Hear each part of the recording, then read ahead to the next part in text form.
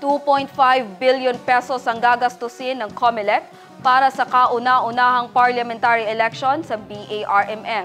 Ito ang kumpirmasyon mula kay COMELEC Chairman George Garcia. Nasa 5 hanggang 7,000 makina ang gagamitin sa halalan sa rehiyon. Narito ang iba pang impormasyon na ibinahagi ng COMELEC kaugnay sa usapin sa pagbaba ng mga opisyal sa Maguindanao para pangunahan ang paghahanda para sa halalan sa BARM ngayong Oktubre. Ang gagastusin po natin ay 2.5 billion pesos. Ang malaki pong component dyan sa 2.5 billion kasi po maglilis muli tayo ng makina. Yung po kasing nilist natin ng makina ng national and local elections ay one-time use yun.